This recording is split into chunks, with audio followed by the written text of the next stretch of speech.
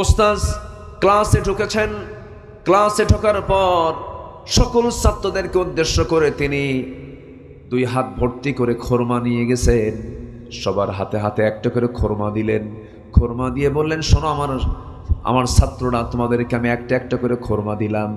এই খোরমাটা তোমাদের দায়িত্ব হলো, আমি তোমাদেরকে দায়িত্ব দিলাম এমন জায়গায় রাখবা যেন সহজে না কেউ বের করতে পারে, লুকায় রাখবা। সব ছাত্রকে এই দায়িত্ব দিয়ে ক্লাস থেকে বের হয়ে আসলেন। পরের দিন আবার ক্লাসে গিয়ে ছাত্রদেরকে লক্ষ্য করে কোন ছাত্রগুলো মেধাবী, মেধা যাচাই করার জন্য ওস্তাদ যেমনটা প্রশ্ন করে রেখেছেন, সবাইকে প্রশ্ন করছেন, ও আমার ছাত্ররা, গতকালকে তোমাদেরকে যে দায়িত্ব দিয়েছিলাম, এই খোরমাগুলো তোমরা কোথায় কোথায় লুকায় রেখেছো যেন না দেখতে পাওয়া যায়, কোথায় কে কে লুকায় রাখছো? সবার হাত উঁচু করে বলতেছে, সবাই হাত উঁচু করে বলতেছে, ওস্তাদ আমি রেখেছি, কেউ সেখান থেকে বের করতে পারবে না। সবাই হাত উঁচু করে রেখেছে, কিন্তু একজন হাত উঁচু না করে মাথা নিচু করে বসে আছে, তিনি হচ্ছেন শাফি রহমতুল্লাহ আলাই। যখন তাকে বলা হলো, শাফি, সবাই খোরমাগুলো লুকায় লুকায় রেখেছে, তুমি কেন খোরমাটা লুকাও নাই?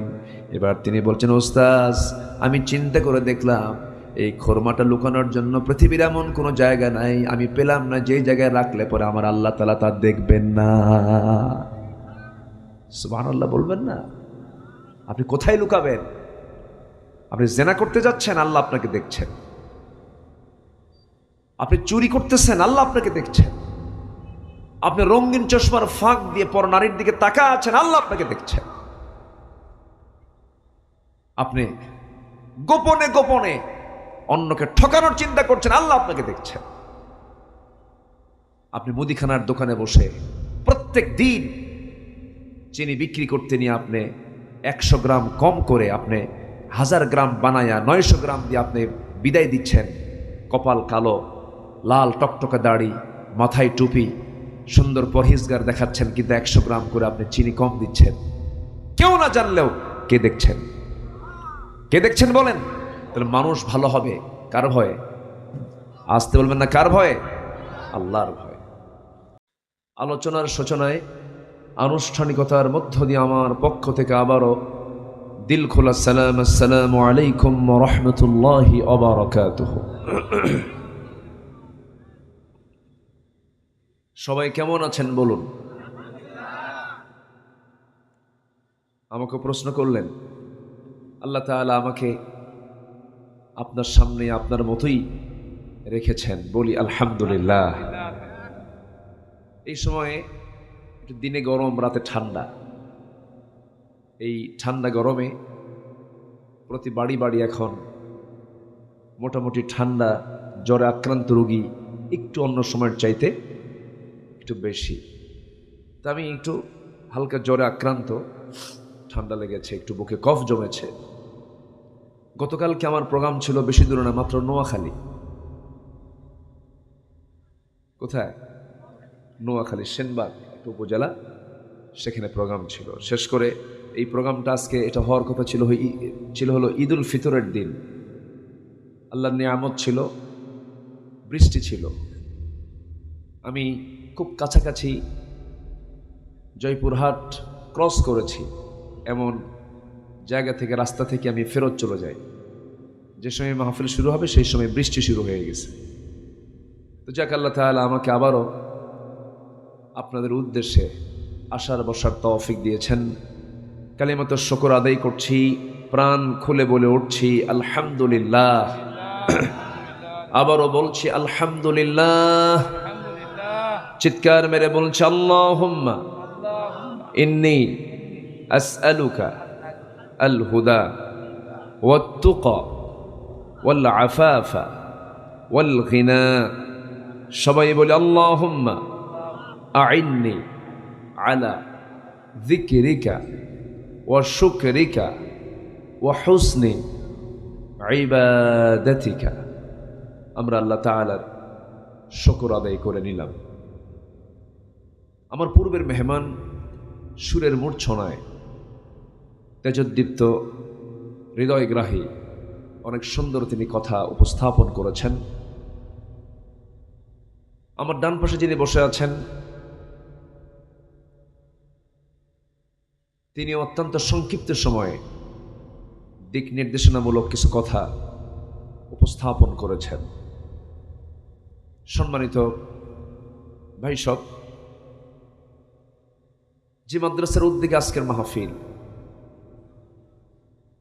যে শিক্ষা প্রতিষ্ঠানকে কেন্দ্র করে আজকের এই মহৎ আয়োজন, আমি এই প্রোগ্রামে এই মাদ্রাসার উদ্যোগের মাহফিল এর আগে দিনের বেলা একবার এসেছিলাম। আল্লাহ তাআলা আমাকে এই মাঠে দিনেও কবুল করলেন, রাতেও কবুল করলেন। ইন্নী দাউতু লাইলাও ওয়া নাহারা। নূহ আলাইহিস সালাতু ওয়াস সালাম তিনি বলেন, ইন্নী দাউতু কওমি লাইলাও ওয়া নাহারা। আমি মানুষকে দিনেও দাওয়াত দেই, রাতেও দাওয়াত দেই। তো আমি আপনাদের ধামইরহাটে দিনেও এসেছিলাম, রাতেও আসা হলো। সম্মানিত ভাইয়েরা, এটা মাদ্রাসার প্রোগ্রাম, এটা সেখানে কিছু ছাত্র আছে, সম্পূর্ণ প্রাইভেট একটি মাদ্রাসা। সেখানে সরকারি কোনো অনুদান এরকম জাতীয় কোনো কিছু নেই। খুব কষ্ট করে আমার যিনি মোহতামিম, উনি কোথায়, যিনি মোহতামিম মহোদয়, কি যেন নাম ওনার, আক্তার ভাই, মোহতারাম মাওলানা আক্তার হোসেন, উনি এটা পরিচালনা করেন। অত্যন্ত বিনয়ী মানুষ। তিনি শুরু করেছেন এই মাদ্রাসা। আমরা দোয়া করি এই মাদ্রাসা তার মঞ্জিলে মকসুদ একদিন পৌঁছে যাবে। জোরে বলি ইনশাআল্লাহ। বিন্দু থেকেই তো সিন্ধু হয়, বিন্দু বিন্দু জল দিয়েই সিন্ধু হয়ে যাবে। আজকে হয়তো আমরা দেখছি নূরে মদিনা মাদ্রাসাটা হয়তো সীমিত একটা জায়গার মধ্যে আছে।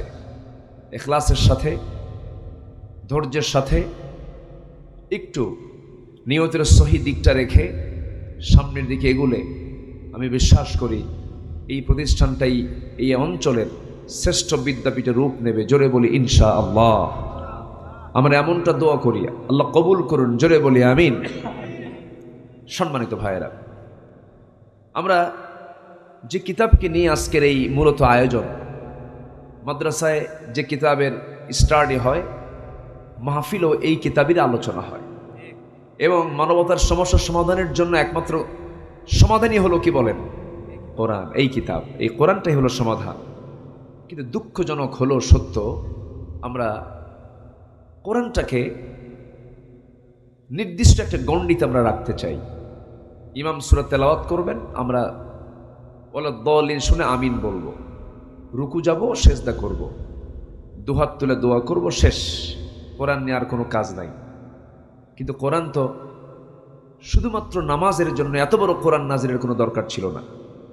কোরআন এমন একটি কিতাবের নাম, মানুষের ব্যক্তি জীবন থেকে শুরু করে নিয়ে রাষ্ট্র জীবন পর্যন্ত এমন কোনো জায়গা নাই যেখানে কোরআন কথা বলেনি।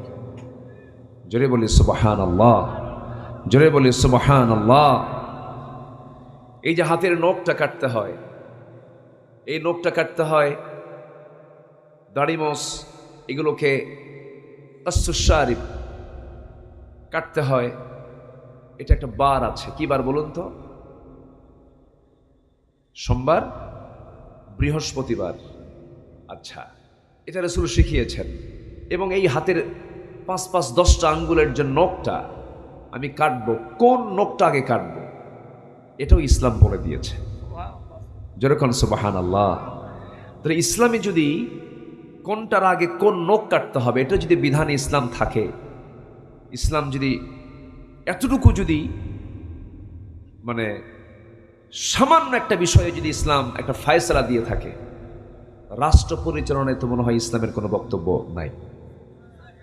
আসতে কয় কি আছে না নেই, আছে না নাই? আচ্ছা, কিন্তু দুঃখজনক হলো সত্য, সমাজের কিছু মানুষ আছে যারা ইসলামকে শুধু নামাজে মানতে চান, ব্যক্তি জীবনে মানতে চান, রোজায় মানতে চান, হজে মানতে চান, দান সদগায় মানতে চান, মসজিদ মাদ্রাসা বানাতে মানতে চান, কিন্তু ব্যাংকে মানতে চান না, প্রশাসনে মানতে চান না, আদালতে মানতে চান না, রাষ্ট্রে মানতে চান না। ওগুলো মুসলমান নয়, ওগুলো নবীর উম্মত নয়, ওটা ভণ্ড, ওটা প্রতারক। ওয়াজ কিন্তু বেশি লাগে না, ওয়াজ কি বেশি লাগে? ওয়াজ কিন্তু আমার মূলত কিন্তু একটা মেসেজ আমি দিয়ে ফেললাম এখন। এই জন্য ইসলাম মানার শর্তই হলো আংশিক না পুরোপুরি? বলেন, কিছু কমন তো পড়বেই। আপনি যে কোনো জিনিস ফলো করতে গেলে কিছু কমন আপনার পড়বেই, কিন্তু কিছু কমন পড়বে না। আল্লাহ বলছেন না, তোমার কমন পড়ুক আর না পড়ুক, আমার ইসলাম এটা, তোমাকে পুরোপুরি মানতে হবে। কার হুকুম এটা? কার হুকুম? আল্লাহ রাব্বুল আলামিন বলেন, ইয়া আইয়ুহাল্লাযীনা আমানু দুখুলু ফিস-সিলমি কাফফা ওয়া লা তাত্তাবিউ খুতুওয়াতিশ শাইতান ইন্নাহু লাকুম আদুউম মুবিন। ঈমানদারেরা, তোমরা ইসলামের ভিতরে পরিপূর্ণরূপে দাখিল হয়ে যাও। আংশিক ঢুকবে, আংশিক ঢুকবে না তা হবে না। ইসলাম মানার শর্ত হলো পুরোপুরি মানতে হবে। ইসলামকে যদি পুরোপুরি মানতে পারো, আল্লাহ তোমাকে মুসলিম হিসেবে গণ্য করবেন। আর যে বান্দা আল্লাহর দৃষ্টিতে মুসলিম হিসেবে গণ্য হবে, তার ঠিকানা হয়ে যাবে জান্নাত। জোরে কোন সুবহানাল্লাহ। যে ব্যক্তি বলবে কি, ومن أحسن قولا ممن دعا إلى الله وعمل صالحا وقال إنني من المسلمين। বুক উঁচু করে বলবে, আমি একজন মুসলমান। আমি একজন কি বলেন? মুসলমান। বুক উঁচু করে বলতে হবে। আমাদের প্রথম পরিচয় বাঙালি নয়, প্রথম পরিচয় বাংলাদেশি নয়, প্রথম পরিচয় হচ্ছে আমরা মুসলমান। রাগ করলেন নাকি? হয়তো বলবেন, হুজুর আপনি জাতীয় চেতনার পরিপন্থী কথা বললেন না। সবার আগে ইসলাম, সবার আগে কি বলেন? আদম আলাইহিস সালাতু ওয়াস সালাম তিনি মুসলিম ছিলেন, ইব্রাহিম আলাইহিস সালাতু ওয়াস সালাম তিনি মুসলিম ছিলেন, নূহ আলাইহিস সালাতু ওয়াস সালাম তিনি মুসলিম ছিলেন। সবার পরিচয় হলো তারা মুসলমান। তারা কি বলেন? মুসলমান। আমরাও কি? জোরে বলেন, আমরাও মুসলমান। আমাদের মধ্যে কোনো বিভাজন সৃষ্টি করা যাবে না। শিয়া, সুন্নি, হানাফি, হাম্বলি, শাফি, মুহাম্মাদি, এই সমস্ত কথাগুলো বলে সামান্য ঠুনকো এই বিষয়গুলোকে সামনে এনে ভ্রাতৃত্বের মতো একটা বিশাল গুরুত্বপূর্ণ মুসলমানদের বন্ধনকে আমরা নষ্ট করতে দেব না। আমার কথা কি বুঝতেছেন আপনারা? আজকে আমেরিকা যে ইরানকে হামলা করছে এবং জয়েন্টবাদী এই ইসরায়েল তারা যে অ্যাটাক করছে ইরানকে, শিয়া মনে করে, সুন্নি মনে করে, না মুসলমান মনে করে? কিছু কয় না। বলেন কি মনে করে বলেন? আর আমরা কি কই? আমরা কি বলি? শিয়া। ওদের ইমানই নাই, আমরা এটা বলতেছি। কিন্তু আপনি কি জানেন আজকে এইরকম করে লিবিয়াকে ধরা হয়েছে, ইরাককে ধরা হয়েছে, আফগানিস্তানকে ধরতে গিয়ে একটু ঘামছে, ব্যাক করেছে। আপনি কি জানেন ইরানকে ধরে যদি তারা সফল হয়, এর পরবর্তী ধরবে হলো পাকিস্তান। এরকম করে তাদের লক্ষ্য হচ্ছে মুসলিম শক্তিকে মাটির সঙ্গে মিশিয়ে দেওয়া। আল কুফরু মিল্লাতুন ওয়াহিদা। এজন্য কুফরি শক্তি সব এক। আর এই ওদের সকল ষড়যন্ত্রকে উৎখাত করার জন্য একটা শক্তি যথেষ্ট, সেটা হলো মুসলমানদের ঐক্যের শক্তি। আসতে এখন কেন? এই শক্তিটা আমরা লালন করব হৃদয়ে। জোরে বলি ইনশাআল্লাহ, জোরে বলি ইনশাআল্লাহ। অনেক কথা আছে, আস্তে আস্তে করে বলি। আমাকে সময় দিচ্ছেন তো? আমি প্রচণ্ড জ্বর নিয়ে, ঠান্ডা নিয়ে আমি মঞ্চে উঠেছি, ওষুধ খেয়ে, মানে যে কি প্যারাসিটামল বলে তো না, প্যারাসিটামল, এটা খেয়ে ওষুধটা ট্রিট করে এরপরে মঞ্চে উঠেছি। আমাকে শেষ পর্যন্ত কষ্টকর হলেও আপনাকে থাকতে হবে, আমাকে সহযোগিতা করতে হবে। সবাই আমাকে সহযোগিতা করবেন তো? আমি চাচ্ছি আপনাদের উপস্থিতি দোয়া পর্যন্ত থাকবেন না ইনশাআল্লাহ? আল্লাহ কবুল করুন, জোরে বলে আমিন। জেলার নাম কি? হ্যাঁ, পুরাতন কখনো হবেন না আপনারা, সবসময় নও, ঠিক আছে না? আবার ওইদিকে মাঠ আছে, একটা নওজোয়ান মাঠ আছে কি না? আছে, সব নতুন। তাহলে নওগাঁ হচ্ছে নতুন গাঁ, নতুন গ্রাম, নতুন গাঁকে নওগাঁ বলা হয়। অর্থাৎ কোনোদিন আপনার এই গাঁও কোনোদিন পুরাতন হয় না। পুরাতন গাঁ হয়েছে কোনোদিন? সবসময় নতুন। জান্নাতে যারা একবার ঢুকবে তারা কখনো পুরাতন হবে না। জান্নাতের মানুষ কোনোদিন বুড়ো হবে না, তারা সারা জীবন নতুন থাকবে, ইয়াং থাকবে, টকবগে থাকবে। সুবহানাল্লাহ বলবেন না? আচ্ছা, সবাইকে আমরা জান্নাত পেতে চাই? সবাই কি জান্নাত পেতে চাই? আচ্ছা, আমরা ছিলাম কোথায় বলেন? জান্নাতেই ছিলাম। আমাদের বাপদাদার ভিটা হলো জান্নাত। হয়তো বলবেন হুজুর এটা কি কন, ধামইরহাট? না, আমাদের মূলত বাবার ভিটা হলো জান্নাত। আমার আব্বা আদম আলাইহিস সালাতু ওয়াস সালাম, আমাদের আব্বাকে আদম আলাইহিস সালাতু ওয়াস সালাম। আমরা নবীর সন্তান। কার সন্তান বলেন? নবীর সন্তান। আমাদের সম্মান কম? অনেক সম্মান। আমাদের যিনি মূল পিতা, প্রথম যে পিতা, উনি হচ্ছেন আমাদের নবী। আমাদের বাবা একজন নবী। বহুদিন আগে এক মাহফিলে অংশগ্রহণ করতে গেছি। একজন মেহমান তারা দাওয়াত দিয়েছেন, তিনি হচ্ছেন একজন পীরজাদা, অর্থাৎ তার বাবা পীর, উনিও পীর। তো আমাদেরকে একটা মেহমানখানায় বসায় দিয়েছে। উনি একটু মুরব্বী মানুষ, বয়স্ক মানুষ। আমি তার দিকে আগায় গিয়ে সালাম দিলাম। সালামের তেমন কোনো জবাব পেলাম না। বললাম হুজুর কেমন আছেন? মানে জাস্ট একটু বিরক্তির সুরে উত্তর দিচ্ছেন। এরকম কিছু লোক আছে না? আছে, কিন্তু সালামের জবাব খুঁজে পাওয়া যায় না, এটা ঠিক না। তো আমি এক পর্যায়ে আর কি বলবো, উনি তো উত্তর দিচ্ছেন না। উনি কিছুক্ষণ পর আমাকে উল্টা প্রশ্ন করছেন। আমি তাকে বললাম আপনি কি, আপনার পরিচয় কি? উনি বলতেছে আমি অমক পীরজাদা। কিছুক্ষণ পর আমাকে প্রশ্ন করছে আপনি কে, আপনার পরিচয়? আমি বললাম আমি হলাম নবীজাদা। কি কথা কি বুঝতেছেন আপনারা? আমি হলাম নবীজাদা। তো উনি আমার দিকে খুব অ্যাটেনশন হয়ে গেছে, খুব মনোযোগ দিয়ে আমার দিকে তাকায় আছে। ব্যাপারটা কি? তো উনি বলতেছে যে আপনি আমার সঙ্গে এমন করে কথা বলছেন কেন? আমি তো বলতাম না, আপনি তো কথাই বলছেন না। আমি আপনাকে সালাম দিচ্ছি, আপনি তো জবাব দিচ্ছেন না ভালো করে।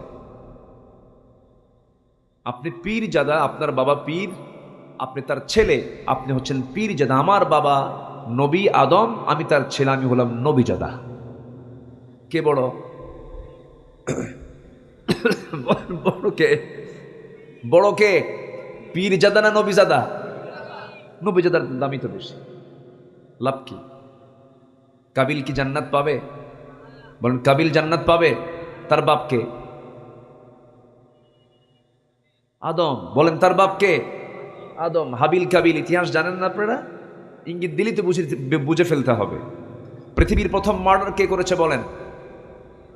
কাবিল। বলেন কে? তাহলে আপনাদের যদি কেউ প্রশ্ন করে, এটা হচ্ছে ইসলামের প্রশ্ন এগুলো, যে পৃথিবীতে প্রথম মার্ডার করেছে কোন ব্যক্তি? কে বলেন? কাকে বলেন? কাকে? হাবিলকে মার্ডার করেছে। সম্মানিত ভাইয়েরা, কিয়ামত পর্যন্ত যত মার্ডার হবে, এই মার্ডারের অপরাধের একটা অংশ কাবিলের আমলনামায় জমা হবে। যেরকম নাউজুবিল্লাহ। আর নূরে মদিনায় ওস্তাজ কোরআন শিখাবেন, যে কোরআন শিখলো তার থেকে যে শিখলো সর্বশেষ যে শিখেছে, তার সওয়াবটা প্রথমে যে শিখেছে তার আমলনামা পর্যন্ত জমা হবে। কি আমার কথা কি বুঝতেছেন সম্মানিত ভাইয়েরা? কিন্তু লাভটা কি? আপনি নবীজাদা হয়ে তো লাভ নাই, নবীর ছেলে হয়ে তো লাভ নাই, নবীর বাপ হয়ে তো লাভ নাই। নবীর বাপ ছিল আজর। নবীর বাপ ছিল কে? আজর। নবীর বাপ হয়ে লাভ হয় নাই। ইব্রাহিম আলাইহিস সালাতু ওয়াস সালাম তার বাবা আজরকে জান্নাত নিতে পারবেন না, কারণ তার মধ্যে ঈমান নাই। এরপরে নূহ আলাইহিস সালাতু ওয়াস সালাম তার ছেলে কেনানকে জান্নাত দিতে পারবেন না, কারণ তার মধ্যে ঈমান নাই। আমার নবীর জীবনে যত ব্যক্তির সহযোগিতা আমার নবীর জীবনে পেয়েছেন, অনেক সাহাবী এমন খেদমত করার সুযোগ পান না যে খেদমত আবু তালেব করেছেন। আমার নবীর জীবনে এত বড় খেদমত যে মানুষটা করলেন সেই আবু তালেব পর্যন্ত জান্নাত পাবেন না। জান্নাত না পাওয়ার মূল কারণ হলো একটাই, সেটা হলো তার মধ্যে কি নাই বলেন? ঈমানটা নাই। তাহলে এখন এ পর্যন্ত বোঝা গেল একটা মানুষের দাম সেই সময় থেকে যায় যখন তার মধ্যে কি সম্পদ থাকতে হয়? কি থাকতে হয়? ঈমান থাকতে হয়। আমার দেশে বহু লোকের নামই আছে ঈমান আলী, কি না? নামাজ পড়ে না, খালি গাঁজা খায়, শীতে পড়ে থাকে, আছে না নাই বলেন তো? নামাজ পড়ে না। নাম হলো ঈমান আলী, নাম হলো হিম্মত আলী। সাইকেলের চাকা বাস চলেই শীত হয়ে পড়ে, নাম হলো হিম্মত আলী। নাম হলো বাদশা মিয়া, ভিক্ষা করে, আছে না? নাম কি? বাদশা মিয়া ভিক্ষা করে। নাম হলো আতর আলী, গোটা গায়ে গাজার গন্ধ, নাম কি? আতর আলী। নাম দিয়া করবেন কি? বংশ দিয়ে করবেন কি? নাম বংশ যশ খ্যাতি কোনো কাজে আসবে না। আল্লাহর দরবারে কাজে আসবে হলো ইন্না আকরামাকুম ইনদাল্লাহি আতকাকুম। তোমাদের মধ্যে সেই লোকটা আমি আল্লাহ আমার কাছে সবচেয়ে বেশি সম্মানিত, যে বান্দা আমি আল্লাহ আমাকে সবচেয়ে বেশি ভয় করে, অর্থাৎ যে ব্যক্তি মুত্তাকি। যেরকম সুবহানাল্লাহ। একটা গুণ অর্জন করলে পরে আল্লাহ পাক তাকে জান্নাত দিবেন। একটা গুণ, শুনবেন? শুনবেন সবাই? আচ্ছা, সে একটা গুণের দিকে আমি আস্তে আস্তে যাচ্ছি। সূরা মারিয়াম থেকে আমি আজকে কিছু কথা বলতে চাচ্ছি। সূরা কি বলেন? মারিয়াম। এখানে কি মারিয়ামরা বসে আছেন না ঈসারা বসে আছেন? কেন বসে আছেন বলেন? ঈসা গ্রুপ না মারিয়াম গ্রুপ? হ্যাঁ, আপনারা কারা? ঈসা গ্রুপ। ঈসা মুসা। মারিয়ামরা কি এখানে না আড়ালে আছে? আড়ালে আছে। মাদের কথা শোনার দরকার আছে না নাই? আছে। যদিও সূরার নাম মারিয়াম, কিন্তু আমি ওই মহিলাকে নিয়ে কথা বলবো না। আমি বললাম যে জান্নাত তাকেই দেওয়া হবে যার মধ্যে একটা গুণ থাকবে। ওই একটা গুণটা কি, এই মহৎ গুণটা কি, আমি আস্তে আস্তে সে আলোচনার দিকে চলে যাচ্ছি। একটু সময় লাগবে ভাই, আমাকে দিচ্ছেন তো সময় নাকি? একটু জিকির করি লা ইলাহা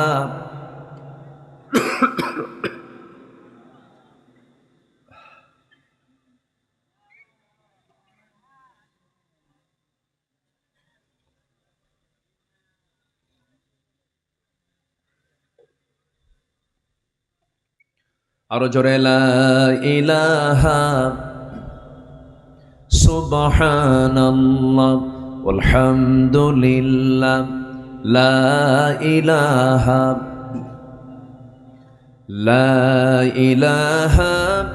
ইল্লাল্লাহু মুহাম্মাদুর রাসূলুল্লাহ সাল্লাল্লাহু আলাইহি ওয়াসাল্লাম, যার মধ্যে একটা গুণ থাকবে। সূরা মারিয়ামের 61, 62 এবং 63 নম্বর আয়াতে আল্লাহ তাআলা সুন্দর করে বলছেন। আল্লাহ রাব্বুল আলামিন বলেন, জান্নাতি আদনিন আল্লাতী ওয়া'আদার রাহমানু ইবাদাহু বিল গায়ব ইন্নাহু কানা ওয়া'দুহু মা'তিয়া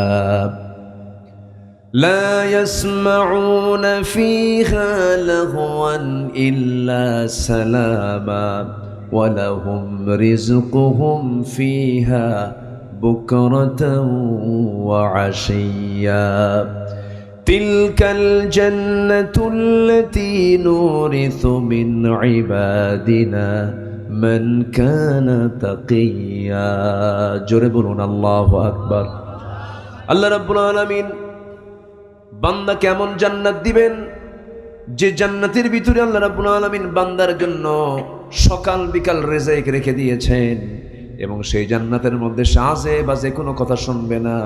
লা ইয়াসমাউনা ফিহা লাগওয়ান, ও হয়তো কোনো আওয়াজ তার কানে যাবে না, বাজে কোনো শব্দ, বাজে কোনো কথা তার কানে যাবে না। ইল্লা সালামা, প্রশান্তিময় আওয়াজ তার কানকে প্রশান্তি করে দেবে। এবং আল্লাহ রাব্বুল আলামিন তার জন্য এমন জান্নাতের ব্যবস্থা রেখেছেন, মন যা চাবে তাই পাবে, এবং এই জান্নাতটা তার জন্য বরাদ্দ হবে। আল্লাহ পাক তাকে এই জান্নাতের ওয়ারিস বানায় দিবেন, যার মধ্যে তাকওয়ার গুণটা আছে। যে ব্যক্তি মুত্তাকি হতে পেরেছে, যেরকম সুবহানাল্লাহ। যে ব্যক্তি মুত্তাকি, যে ব্যক্তি পরহেজগার, যে ব্যক্তি একমাত্র আল্লাহকে ভয় করে। ভয় একমাত্র ইমানদারের জীবনে কার ভয়? আসতে বলবেন না, কার ভয়? র্যাবের ভয় না রবের ভয়? রবের ভয়। প্রশাসনকে ভয় করব, কেউ তো মানুষ। পৃথিবীর কাউকে ভয় করব না আমরা, কোন শক্তিকে আমরা ভয় করব না আমরা, একমাত্র কার শক্তি ছাড়া? আল্লাহর শক্তি ছাড়া। কারো আইনকে আমরা মানব না। কার আইন ছাড়া? আল্লাহর আইন ছাড়া কোনো আইনকে আমরা মানব না। এদেশে 18 কোটি মুসলমান, কিন্তু এদেশে আমরা কার আইন মেনে চলি? আল্লাহর আইন। আসতে কয়, আমরা কি আল্লাহর আইন মেনে চলি? আল্লাহর আইন না মানুষের আইন? মানে আল্লাহর আইন না মানুষের আইন? মানুষের আইন মেনে চলি। যেটা সত্য তাই তো বলতে হবে। অথচ আল্লাহ বলতেছেন হুকুম মানলে একমাত্র আমারই মানতে হবে। আলা লাহুল খালক ওয়াল আমর, সৃষ্টি যার, হুকুম চলতে হবে তার। এটা আমার আল্লাহ তাআলার বক্তব্য। সম্মানিত ভাইরা, শুরুতে আমি ইঙ্গিত কিছু দিয়েছি, ভণ্ডামি আমাদের করা যাবে না, কোনো কৌশল আমাদের করা যাবে না। জীবনের সকল জায়গায় ইসলামকে মেনে নিতে হবে। কি 1 আনা না 16 আনা? 16 আনা মেনে নিতে হবে। তো একজন বান্দা পরহেজগার হওয়ার জন্য মুত্তাকির জীবনে কিছু রূপ দেখা যাবে, কিছু রূপরেখা আমি তুলে দিতে চাচ্ছি। মুত্তাকি যার মধ্যে এই সমস্ত রূপগুলো পেলে আমরা ভাববো যে লোকটা মুত্তাকি, আল্লাহওয়ালা মানুষ। 1 নাম্বার হলো আল্লাহকে সে না দেখেই আল্লাহকে ভয় করবে। যেরকম সুবহানাল্লাহ, না দেখি আল্লাহর সে আনুগত্য করবে। কারণ আমরা আল্লাহকে দেখতে পাই? আমরা কি আল্লাহকে দেখতে পাই? না। তবে আমরা আল্লাহকে দেখব, কোথায় গিয়ে দেখবো বলেন? আমরা আল্লাহকে দেখবো না? কোথায় দেখবেন বলেন? জান্নাতে। একটু জোরে বলেন ভাই, কোথায় দেখবো আমরা বলেন? জান্নাতে। জান্নাতে দেখার সুযোগ আছে না নাই? জান্নাতে আমরা আল্লাহ তাআলা কেমন সুন্দরভাবে দেখবো যে হাদিস আসছে পূর্ণিমার রাতের চাঁদের চেয়ে উজ্জ্বল দেখা যাবে আমার আল্লাহ তাআলাকে জান্নাতের ভিতরে। এবং জান্নাতীদের জান্নাতের সবচেয়ে বড় আনন্দ হলো বান্দা সেদিন আল্লাহকে দেখতে পাবে। কিন্তু আল্লাহ বলছেন আমার সঙ্গে সাক্ষাৎ করতে চাও? শর্ত আছে। আল্লাহ রাব্বুল আলামিন বলেন فمن كان يرجو لقاء ربه فليعمل عملا صالحا ولا يشرك بعبادة ربه أحدا। আমার সঙ্গে যদি সাক্ষাৎ করতে চাও, শিরক মুক্ত হয়ে আসো, বেদাত মুক্ত হয়ে আসো, নেক আমল করে আসো, আমি আল্লাহ তোমার সঙ্গে সাক্ষাৎ, আমি নিজে তোমার সঙ্গে সাক্ষাৎ দেব। আল্লাহকে আমরা না দেখে বিশ্বাস করে নিয়েছি, অদৃশ্যভাবে আল্লাহকে আনুগত্য করতে হবে। আমার বন্ধুগণ, একজন বড় ইমামের কথা মনে হলো। ইমাম শাফির নাম সবাই শুনেছেন। যখন তার বয়স 7 বছর, কয় বছর বলেন? 7 বছরের শাফি, ছাত্র মানুষ, মাদ্রাসায় পড়েন। ওস্তাদ ক্লাসে ঢুকেছেন। ক্লাসে ঢোকার পর সকল ছাত্রদেরকে উদ্দেশ্য করে তিনি 2 হাত ভর্তি করে খোরমা নিয়ে গেছেন। সবার হাতে হাতে একটা করে খোরমা দিলেন। খোরমা দিয়ে বললেন, শোনো আমার ছাত্ররা, তোমাদেরকে আমি একটা একটা করে খোরমা দিলাম। এই খোরমাটা তোমাদের দায়িত্ব হলো, আমি তোমাদেরকে দায়িত্ব দিলাম এমন জায়গায় রাখবা যেন সহজে না কেউ বের করতে পারে, লুকায় রাখবা। সব ছাত্রকে দায়িত্ব দিয়ে ক্লাস থেকে বের হয়ে আসলেন। পরের দিন আবার ক্লাসে গিয়ে ছাত্রদেরকে লক্ষ্য করে কোন ছাত্রগুলো মেধাবী, মেধা যাচাই করার জন্য ওস্তাদ যেমনটা প্রশ্ন করে রেখেছেন, সবাইকে প্রশ্ন করছেন, ও আমার ছাত্ররা, গতকালকে তোমাদেরকে যে দায়িত্ব দিয়েছিলাম, এই খোরমাগুলো তোমরা কোথায় কোথায় লুকায় রেখেছো যেন না দেখতে পাওয়া যায়, কোথায় কে কে লুকায় রাখছো? সবার হাত উঁচু করে বলতেছে, সবাই হাত উঁচু করে বলতেছে, ওস্তাদ আমি রেখেছি, কেউ সেখান থেকে বের করতে পারবে না। সবাই হাত উঁচু করে রেখেছে, কিন্তু একজন হাত উঁচু না করে মাথা নিচু করে বসে আছে, তিনি হচ্ছেন শাফি রাহমাতুল্লাহ আলাইহি। যখন তাকে বলা হলো, শাফি, সবাই খোরমাগুলো লুকায় লুকায় রেখেছে, তুমি কেন খোরমাটা লুকাও নাই? এবার তিনি বলছেন, ওস্তাদ আমি চিন্তা করে দেখলাম এই খোরমাটা লুকানোর জন্য পৃথিবীর এমন কোনো জায়গা নাই, আমি পেলাম না যেই জায়গায় রাখলে পরে আমার আল্লাহ তাআলা তা দেখবেন না। সুবহানাল্লাহ বলবেন না? আপনি কোথায় লুকাবেন? আপনি জেনা করতে যাচ্ছেন, আল্লাহ আপনাকে দেখছেন। আপনি চুরি করতেছেন, আল্লাহ আপনাকে দেখছেন। আপনি রঙিন চশমার ফাঁক দিয়ে পর নারীর দিকে তাকা আছেন, আল্লাহ আপনাকে দেখছেন। আপনি গোপনে গোপনে অন্যকে ঠকানোর চিন্তা করছেন, আল্লাহ আপনাকে দেখছেন। আপনি মুদিখানার দোকানে বসে প্রত্যেক দিন চিনি বিক্রি করতে নিয়ে আপনি 100 গ্রাম কম করে আপনি 1000 গ্রাম বানায়া 900 গ্রাম দিয়ে আপনি বিদায় দিচ্ছেন। কপাল কালো, লাল টকটকে দাড়ি, মাথায় টুপি, সুন্দর পরহেজগার দেখাচ্ছেন, কিন্তু 100 গ্রাম করে আপনি চিনি কম দিচ্ছেন। কেউ না জানলেও কে দেখছেন? কে দেখছেন বলেন? তাহলে মানুষ ভালো হবে কার ভয়ে? আসতে বলবেন না, কার ভয়ে? আল্লাহর ভয়ে। এটা হচ্ছে বান্দার 1 নাম্বার দিক। সে যে মুত্তাকি, সে যে পরহেজগার, এটা তার বড় একটা দিক। সে গোপনে প্রকাশ্যে কোনো সময় সে নাফরমানি করবে না, খারাপ আচরণ করবে না, খারাপ কোনো কাজে সে নিজেকে জড়াবে না। নাম্বার 2 হলো হালাল হারামের সূক্ষ্ম সীমা রেখা রক্ষা করে চলবে। আমার বন্ধুগণ, হালাল হারাম যার জীবনে বাছাই নাই, সে ব্যক্তি কখনো সত্যিকারের মুসলমান হতে পারে না। আমার দেশে এমন ব্যক্তি আছে 5 ওয়াক্ত নামাজও পড়ে, রাতের বেলা মদের দোকানে মদও খায়। নাই তো মনে হয়? আসতে কয় আছে না নাই?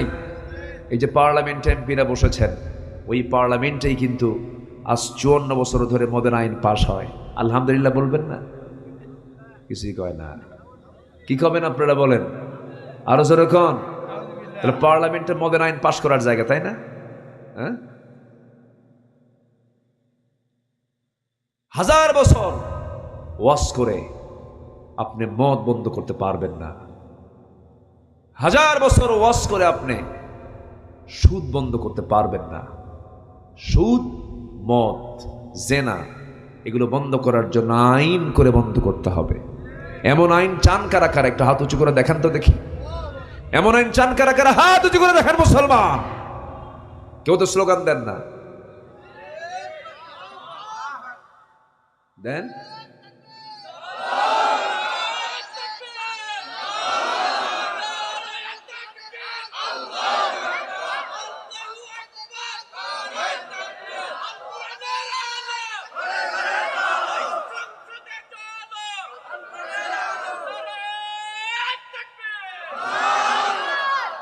সম্মানিত ভাইয়েরা, এখানে 1000 মানুষ বসে আছি। পার্লামেন্টের প্রত্যেকটা পার্লামেন্টারিয়ানের মুখ থেকে যদি বের হয়, আমরা মদের আইন চাই না, মদের আইন বন্ধ, সুদভিত্তিক অর্থনীতি বন্ধ, বেশ্যাবৃত্তির লাইসেন্স বন্ধ, সব বন্ধ হয়ে যাবে। আসতে কোন কেন? ঠিক কিনা? তো জায়গা মতো যদি আজকে যদি এজ এ মুসলিম হিসেবে যদি এই সিদ্ধান্ত নেওয়া যেত, কতই না ভালো হতো। মাদককে না বলুন, এটা 1000 বার বলে কাজ হবে না। কূপের ভিতরে বিড়াল পড়ে মরে গেছে, কূপ, বিড়ালটা পড়ে কি মরে গেছে। আপনি কি বিড়াল আগে তুলবেন না পানি আগে তুলবেন? বলেন, মরা বিড়াল আগে তুলবেন না পানি তুলবেন আগে? আগে মরা বিড়াল টেনে তুলে এরপর মাসালা অনুযায়ী 100 বালতি হোক 200 বালতি হোক পানি, যতক্ষণ না গন্ধ না দূর হয়েছে আপনাকে ওই বালতি দিয়ে পানি তুলতে হবে। কিন্তু বিড়াল থুইয়া পানি তুলে তো লাভ নাই। ঠিক তেমনি আমার দেশে এমনই হচ্ছে। মদ খাওয়া যাবে না, কিন্তু মদের আইন ওই দিক দিয়ে পাস। কি কথা কি বুঝেছেন আপনি? জেনা করা যাবে না, বেশ্যাবৃত্তির লাইসেন্স দিয়ে বসে আছে। নওগাঁ জেলায় মদের দোকান নাই। আসতে কয় দোকান যেহেতু আছে, কাস্টমার নাই। বলেন কাস্টমার আছে কিনা বলেন?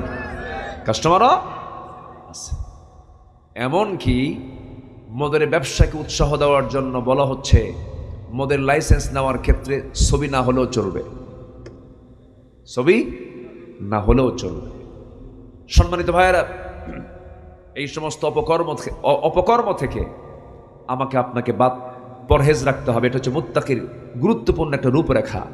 হালাল হারামকে সুন্দরভাবে সূক্ষ্মভাবে জানতে হবে, কোনটা হারাম আর কোনটা হালাল। এটা আপনি জানবেন না, আপনি জান্নাত বুঝে পাবেন না। কি আমার কথা কি বুঝে আসতেছে ভাই? আমার কথার মধ্যে রসকস কম। আমি যা বলি একটু সাফ কথা বলে দেই।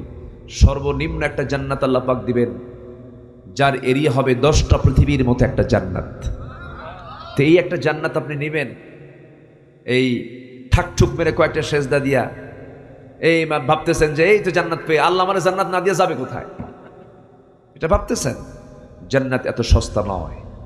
জান্নাত পেতে হলে হালালকে হালাল জেনে হালাল গ্রহণ করতে হবে, হারামকে হারাম জেনে হারামকে বর্জন করতে হবে। রাজি আছি তো সবাই ইনশাআল্লাহ? 12টা পয়েন্ট তাকওয়ার, একটা মুত্তাকি বান্দার রূপরেখা হলো 12টা। একটা হচ্ছে অদৃশ্যের প্রতি বিশ্বাস, আল্লাহকে অদৃশ্যে মানতে হবে। আল্লাহ আমাকে, আমি আল্লাহকে দেখছি না কিন্তু আল্লাহ আমাকে দেখছেন। নাম্বার 2, হালাল হারামের সূক্ষ্ম সীমারেখা মেনে আমাকে চলতে হবে। নাম্বার 3 হলো জীবনের সকল জায়গায় মিথ্যার আশ্রয় না নিয়ে সততাকে গ্রহণ করতে হবে। কখনো মিথ্যার দিকে যাব না। জোরে বলি ইনশাআল্লাহ। আমার দেশে সরলতা বেশি না ঠকবাজি বেশি? বলেন, সরলতা বেশি না ঠকবাজি বেশি? বহুদিন আগে, আজ থেকে 15-16 বছর আগে আমি এক বাজারে গেছি, মাছের বাজারে মাছ কিনবো। তো মাছ কিনতে ভিতরে ঢুকলাম, তো আমাকে দেখে এক মাছ বিক্রেতা দূর থেকে আমাকে সালাম দিল। উনি বোঝাচ্ছেন যে আমি তাকে চিনি, উনি আমাকে চিনেন। তো আমি আগায় গেলাম, আগায় যাওয়া মাত্র বলতেছে, হুজুর আমি আপনার খুব ভক্ত, আপনার ওয়াজ শুনি। তাই? হ্যাঁ, ভালো। উনি আর কিছু বলতেছে না, হুজুর আমার কাছে মাছ নেন বলতেছে। আমি বললাম, ভাইজান বাজারে ঢুকলাম, মাছ নিতে হবে, হুজুর নেন। বললাম, ভাই আপনি একটু ওজন করেন। আগের যুগে তো ওই যে আজ থেকে 15 বছর আগে তো এই ছিল না, ডিজিটাল না কি বলে এটা, স্কেল, যেটা মিটার ছিল না। তখন ওই বাটখারায় এক পাশে পাল্লার এক পাশে বাটখারা দিয়ে মাপতো, দাড়ি পাল্লা দিয়ে মাপতো। তো মাপতে নিয়ে দেখি যে সে আমাকে যা দেবে একদম এক সাইডে, মাছের সাইডে একদম হেলে দিল। এত পরিমাণ বেশি দিল যে আমি বলেই ফেললাম, ভাই এরকম করলে তো আপনার ব্যবসায় নষ্ট হয়ে যাবে, সমান করে দেন। হুজুর দোয়ার জন্য দিলাম। আমি আর কি বলবো বলেন, আমি কিচ্ছু বললাম না। তো মাছটা আমাকে ব্যাগে উঠায় দেওয়ার পর আমি মনে মনে ভাবলাম, বেচারি এতটুকু করলো, এটা আমার কাছে ভালো লাগতেছে না, সে কতটুকু বেশি দিল আমি দেখি তো একটু। পরে মাপ যে দেখি 250 গ্রাম নাই।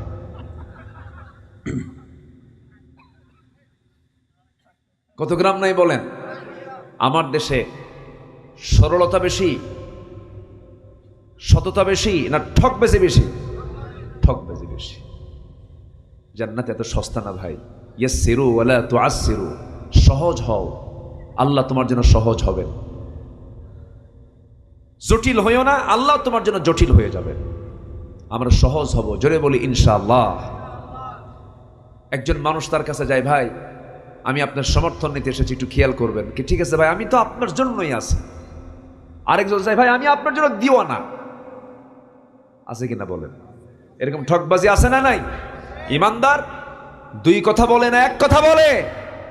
1 কথা। আমরা 1 কথা বলবো, জোরে বলি ইনশাআল্লাহ। এই একটা আমল আমাকে জান্নাতে কেমনে নিয়ে যায় দেখেন। আল্লাহ রাব্বুল আলামিন বলেন, ইয়া আইয়ুহাল্লাযীনা আমানু ইত্তাকুল্লাহা ওয়া কুলু কাওলান সাদীদান يصلح لكم أعمالكم ويغفر لكم ذنوبكم ومن يطع الله ورسوله فقد فاز فوزا عظيما جربون الله أكبر হে ইমানদারেরা তোমরা আল্লাহকে ভয় করো এবং সদা সর্বদা সত্য কথা বলো, সততা নিয়ে চলো। এই একটা আমল যদি করতে পারো, তোমার জীবনে যত ভুল কাজগুলো তুমি করেছো সমস্ত ভুল কাজগুলো আমি আল্লাহ নেকি বানাইয়া দিয়ে দেব, এবং তোমার জীবনের যত গুনাহ আছে সমস্ত গুনাহগুলোকে মাফ করে সম্মানজনক জান্নাত আমি তোমার হাতে বুঝাইয়া দেব। তোমার হাতে আমি বুঝাইয়া দেব সব। সরল হও, সততা নিয়ে চলো, ঠকবাজি করো না, ওজনে কম দিও না। ওয়াইলুল লিল মুতাফফিফিন, ওজনে যারা কম দেবে আল্লাহ পাক একটা সূরা নাজিল করেছেন, মুতাফফিফিন নামে একটা সূরা আছে না? যারা নেওয়ার সময় বেশি নাই, দেওয়ার সময় কম দেয়, এদের ধ্বংস হয়ে যাক। এটা কে বলেছেন? আল্লাহ বলেছেন। যাবেন আরেকটু সময়। মেহমান তো চলে গেলে আমারও খারাপ লাগবে, এটা উনি থাকুক না, একটু কিছুক্ষণ থাকে না, আমি খুব বেশি সময় নেব না, আমি শেষ করে দেব। সম্মানিত ভাইয়েরা, কষ্ট পাচ্ছেন না তো আপনারা? আমি খুবই আনন্দিত, আল্লাহ পাক আমাকে আবারও এই মাঠে আসার তৌফিক দিয়েছেন। নূহ আলাইহিস সালাতু ওয়াস সালাম 900 বছর দাওয়াত দিয়েছিলেন। কত বছর বলেন তো? 900 বছর দাওয়াতে ফলাফল কি জানেন? তার বউটাও কালেমা পড়ে নাই, তার ছেলেও কালেমা পড়ে নাই। কি কথা কি বুঝতেছেন আপনারা? একজন নবীর দাওয়াতের ফলাফল হলো বউ শোনে নাই, বেটাও শোনে নাই। হতাশ হওয়া যাবে না, আমরা দাওয়াতি কাজ চালাবো, জোরে বলি ইনশাআল্লাহ। সম্মানিত ভাইয়েরা, সততা নিয়ে চলবো, হারাম কাজের দিকে আমরা যাব না, ঠকবাজি করব না, অন্য নারীর দিকে লোলুপ দৃষ্টিতে তাকাবো না। দুঃখে বুকটা ফেটে যায় মাঝে মাঝে, জানেন, যখন ভিডিও চিত্রগুলো সামনে আসে, কেমন করে একটা নারীর ইজ্জতকে হনন করা হয়, ধর্ষণ করা হয়। ধর্ষণের তালিকায় আমার বাংলাদেশ যে রেকর্ড করতেছে, এটা রীতিমতো একটা আপত্তিকর একটা বিষয়। এক্ষেত্রে প্রশাসনের শক্ত ভূমিকার দরকার আছে না নাই? আসতে বলবেন না, আছে না নাই? যারা ধর্ষণ করছেন, একটাবার নিজের মেয়ের দিকে তাকায় দেখেন, একটাবার নিজের বোনের দিকে তাকায় দেখেন। আপনার কি বোন নাই? আপনার কি নিজের স্ত্রী নাই? আপনার কি নিজের মেয়ে নাই? আপনি এমন একটা অপকর্ম সাথে জড়িত হচ্ছেন, জোরপূর্বক রেপ করছেন, এগুলোর জন্য শক্ত বিধান হওয়ার দরকার আছে না নাই? ইতিহাস ছোট্ট একটা মনে পড়ল, বাদশাহ জাহাঙ্গীর একসময় এই সমস্ত অঞ্চল তারা শাসন করেছেন। শুধু এই অঞ্চল না, ওই আফগানিস্তানের কাবুলে থাকা মানুষ জহিরুদ্দিন মোহাম্মদ বাবর, মুঘল সাম্রাজ্যের সূচনা তিনি করেন।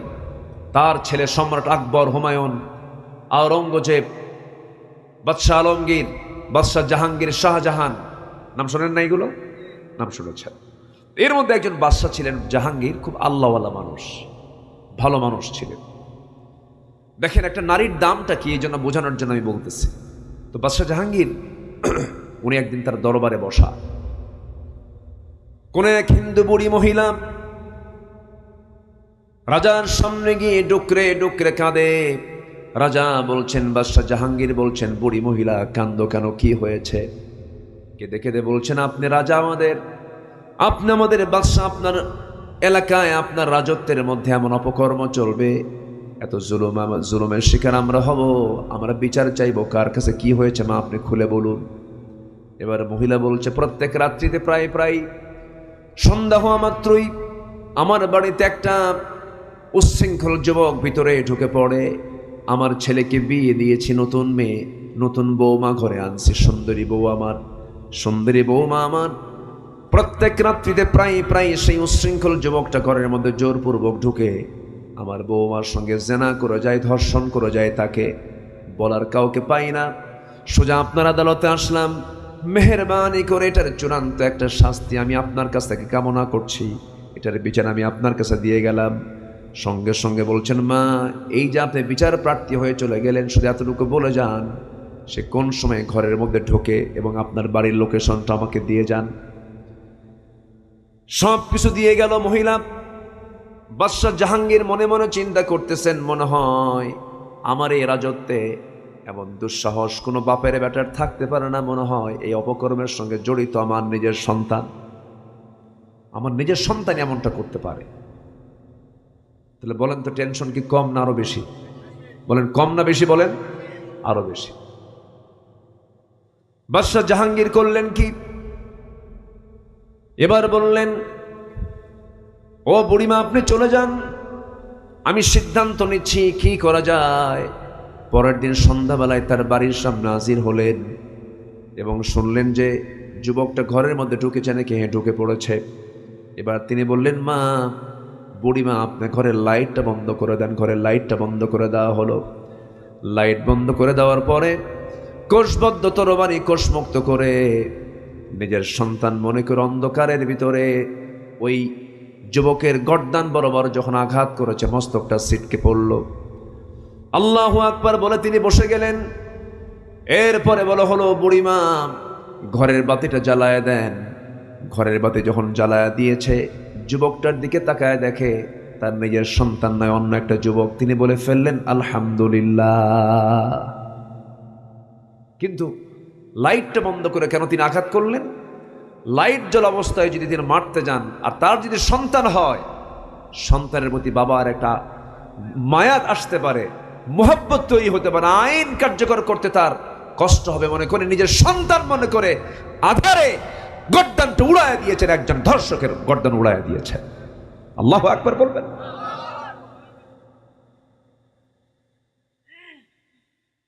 বাদশাহ জাহাঙ্গীর এবার বললেন, বুড়িমা আমাকে এক গ্লাস পানি দেন।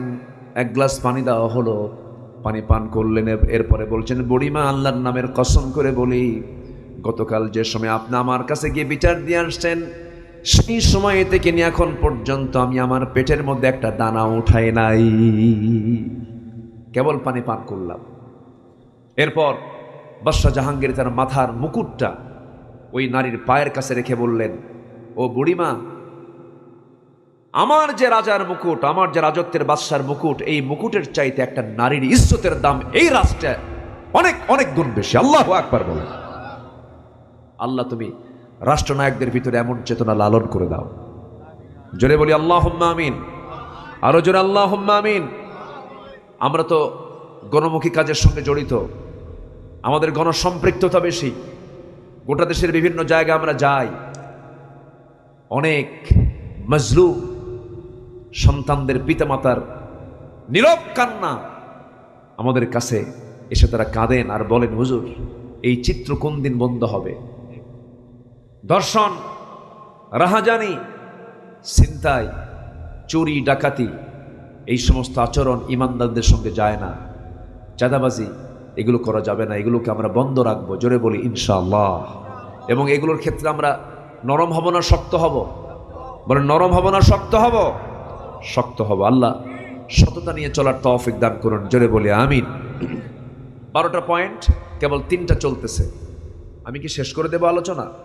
ওই যে 2-1 করে উঠে যায়, একটু বসেন, একটু বসেন, জিকির করে লা ইলাহা, আর জোরে সুবহানাল্লাহ আলহামদুলিল্লাহ, আর জোরে লা ইলাহা,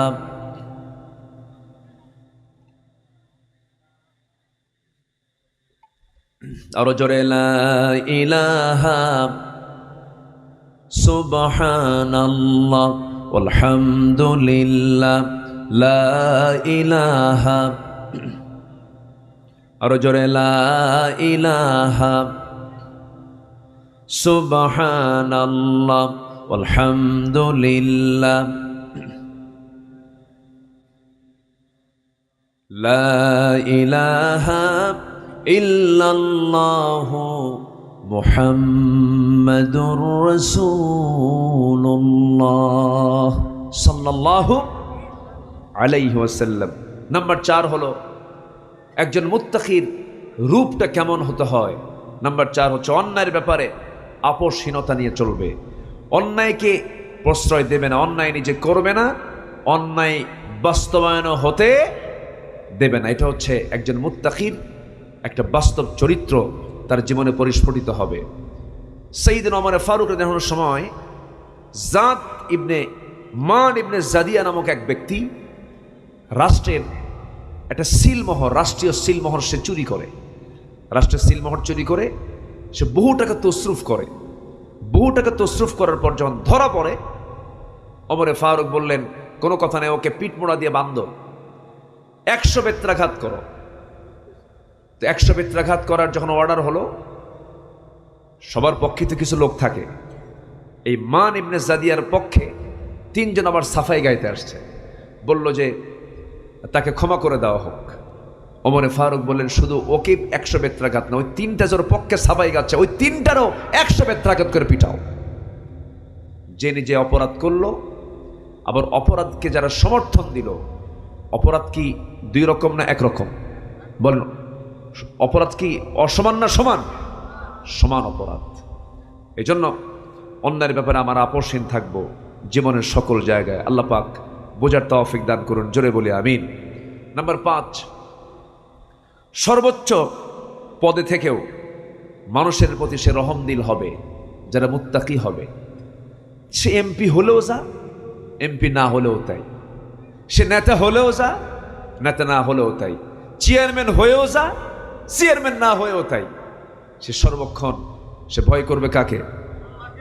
আসতে বলবেন না, কাকে? আল্লাহকে সে ভয় করবে। আল্লাহকে সে জবাবদিহিতা আল্লাহর সামনে তার করতে হবে, এই অনুভূতি তার মধ্যে সে জাগ্রত রাখবে সর্বক্ষণ।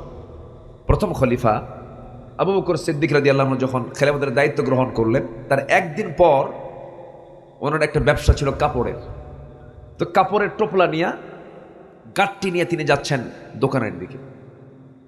সবাই তাকে বলে ফেললেন, সাইয়েদনা আবু বকর, এত বড় গুরু দায়িত্ব পাওয়ার পর আপনি ব্যবসার জন্য যাচ্ছেন, রাষ্ট্র দেখবে কে? তিনি বলছেন, রাষ্ট্রের দায়িত্ব আমার, আল্লাহ পাক আমাকে দিয়েছেন, তবে আমার যে পরিবার, আমার পরিবার চালাতে তো হবে, আমার পরিবার চালাবে কে? এই জন্য আমার রাষ্ট্র চালানো দরকার, পরিবার চালানো দরকার, ব্যবসা করতে যাচ্ছি। সুবহানাল্লাহ। সাইয়েদনা আবু বকরের একজন প্রতিবেশী ছিলেন, স্বামী নাই, ছেলে নাই, মেয়ে নাই, একজন অনেক বয়স্ক একজন বুড়ি মানুষ, চোখে দেখেন না, চামড়াগুলো কুঁচকে গেছে, বয়স্ক একজন মহিলা। এই মহিলাকে দেখার মতো কেউ নাই, কিন্তু তিনি হচ্ছেন আবু বকরের প্রতিবেশী। তিনি করতেন কি, প্রত্যেকটা দিন সাইয়েদনা আবু বকর রাদিয়াল্লাহু তাআলা ওই মহিলার ঘরের মধ্যে যেতেন, কাপড় চোপড় ধুয়ে দিতেন, খাবার দাবার প্রস্তুত করে দিতেন। প্রত্যেকটা দিন তার এটা রুটিন ওয়ার্কের মতো কাজ ছিল। কিন্তু যেদিন ওই মহিলা শুনতে পেলেন আবু বকর খেলাফতের দায়িত্ব পেয়েছেন, কান্নায় তিনি ভেঙ্গে পড়লেন। আর মনে মনে ভাবতেছেন, বুঝতে পেরেছি আবু বকর বুঝে আমার খেদমত করতে পারবে না। তিনি হতাশ চিত্ততা নিয়ে বসে আছেন। কিছুক্ষণ পর খলিফাতুল মুসলিমিন তিনি নিজে গিয়ে বলছেন, বুড়িমা আপনি কি টেনশন করেন, খেলাফতের পরিমাণ আমি নড়বো না, জোরে কোন সুবহানাল্লাহ। একটা না 2 বছর ওই মহিলার ঘরে গিয়ে রাতের আধারে গিয়ে খেদমত করে আসতেন। তিনি দুনিয়া থেকে বিদায় নিলেন। প্রথম খলিফার বিদায় হয়ে গেছে। ওই মহিলা জানেন না প্রথম খলিফার বিদায়, তিনি মারা গেছেন, তিনি জানতেই পারেন নাই, বয়স্ক মানুষ। দ্বিতীয় খলিফা ওমর ফারুক রাদিয়াল্লাহু আনহু তিনি মনে মনে চিন্তা করলেন, ওই বুড়িকে তো দেখার কেউ নাই, আমার এখন দায়িত্বটা কাঁধে চলে আসছে। তিনি চলে গেছেন তার খেদমত করার জন্য, ঘরে চলে গেছেন। ঘরে গিয়ে তার কাপড় চোপড়গুলো ধুয়ে সমস্ত খাবারগুলো পরিষ্কার করে দিয়ে তিনি ঘর থেকে বের হয়ে আসছেন। এবার ওই মহিলা যখন খেতে বসেছেন, একটা খেজুর যখন খেতে বসেছেন, খেজুর যখন মুখে নিয়েছেন, একটা খেজুর, অনেকগুলো খেজুর থেকে একটা খেজুর যখন মুখের মধ্যে নিয়েছেন, একটা খেজুরের মুখে নিতে নিয়ে দেখেন খেজুরের বিচিটা তার দাঁতের তলে লেগে গেছে। খেজুরের বিচি যখন তিনি দেখতে পেলেন তার দাঁতে যখন আটকে গেল, মনে মনে চিন্তা করলেন, আহারে ইন্না লিল্লাহ, আমার যে প্রথম অর্জিন যে খাদেম আবু বকর বুঝে দুনিয়াতে নাই। আবু বকর 2টা বছর ধরে আমার যে খেদমত করতে আসতো, সে যে খেজুরগুলো আমার সামনে ধুয়ে দিত, শুধু খেজুরগুলো ধুয়ে দিত না, বিচিগুলো সরাইয়া দিয়া আমার খাওয়ার সুবিধার্থে সেই খেজুরগুলো সরাইয়া দিয়ে আমাকে খেজুরগুলো দিয়ে যেত। যেরকম সুবহানাল্লাহ। চিন্তা করে দেখেন, এত বড় গুরুত্বপূর্ণ পদ পাওয়ার পরেও তাদের যে মূল কাজ, তাদের যে মূল খেদমত, তা থেকে তারা একচুল পরিমাণ নড়েননি। এটা হচ্ছে মুত্তাকিদের রূপরেখা। মুত্তাকিরা এমন ধরনের চরিত্রের হয়ে থাকে। বলি আলহামদুলিল্লাহ, জোরে বলি আলহামদুলিল্লাহ। সম্মানিত ভাইয়েরা, নাম্বার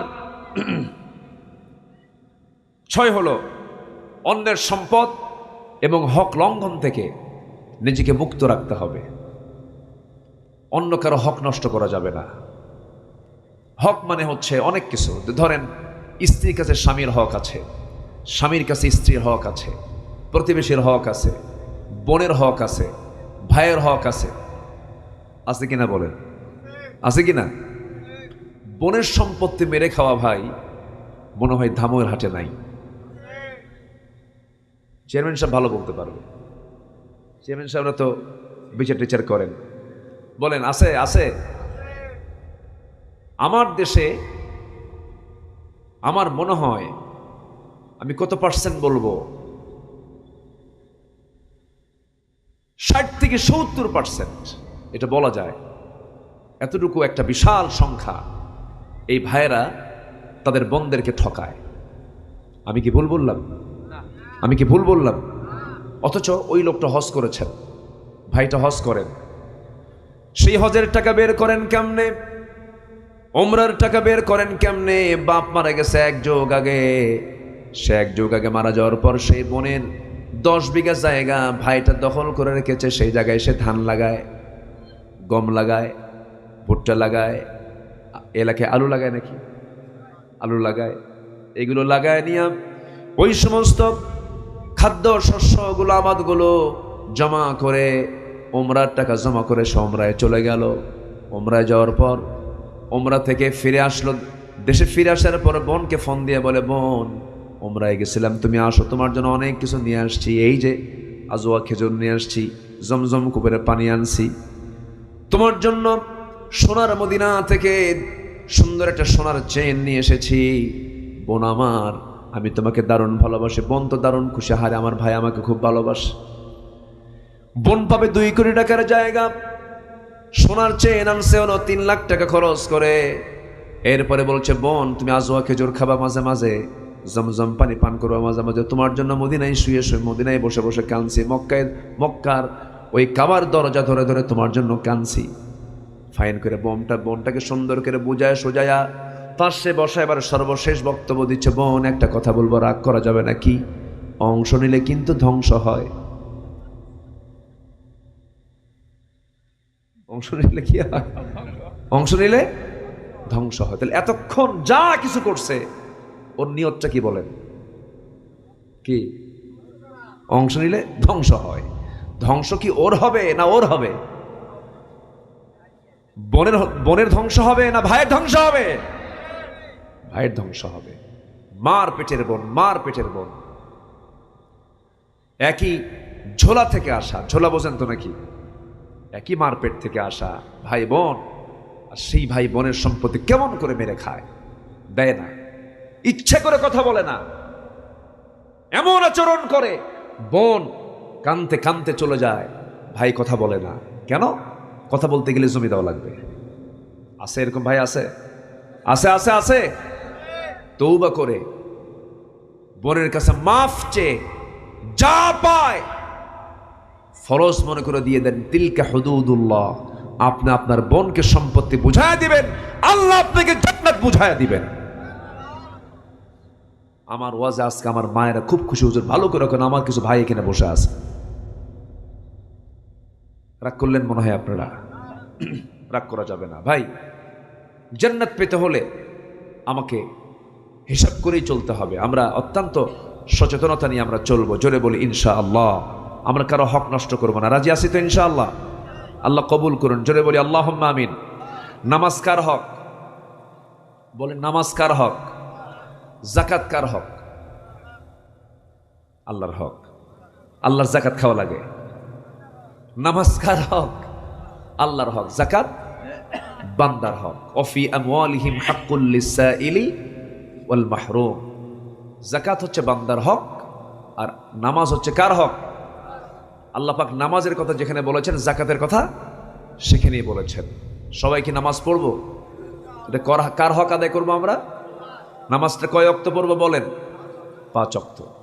ধামরহাটে নামাজে বেশি না বেনামাজে বেশি? শুধু ধামরহাটে বেশি বেনামাজে বেশি না গোটা দেশে বেনামাজে বেশি? আচ্ছা বলেন তো, পার্লামেন্টের যারা সদস্য এখন 3 শতাধিক 300 পার্লামেন্টেরিয়ান, পাক্কা 5 ওয়াক্ত নামাজি মুসল্লি যদি আমরা জরিপে নিয়ে আসি, হয়তোবা এবারের পার্লামেন্টে বিগত সকল সময়ের চাইতে নামাজি বেশি। আলহামদুলিল্লাহ কর, জোরে কোন আলহামদুলিল্লাহ।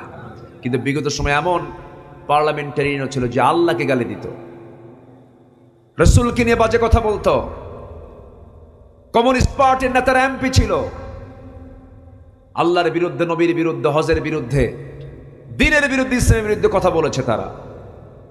তার চাইতেও এখন অনেক গুণে ওই জাতীয় লোক না থাকলেও কিছু আল্লাহওয়ালা মানুষ আমরা এবার পার্লামেন্টে পেয়েছি, বলি আলহামদুলিল্লাহ।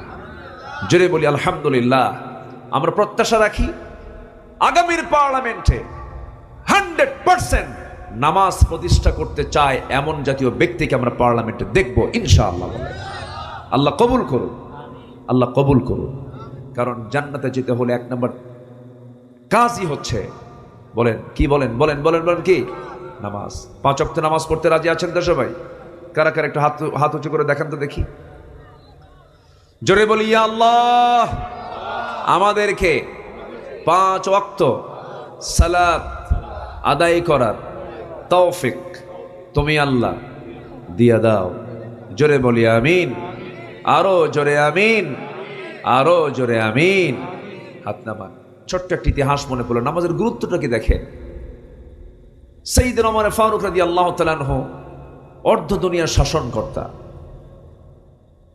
অর্ধ দুনিয়ার শাসনকর্তা। তিনি সারা জীবন দোয়া করেছেন, আল্লাহ তুমি আমাকে শহীদ মওত দাও, নবীর শহরে তুমি আমার মৃত্যু দিয়ে দাও।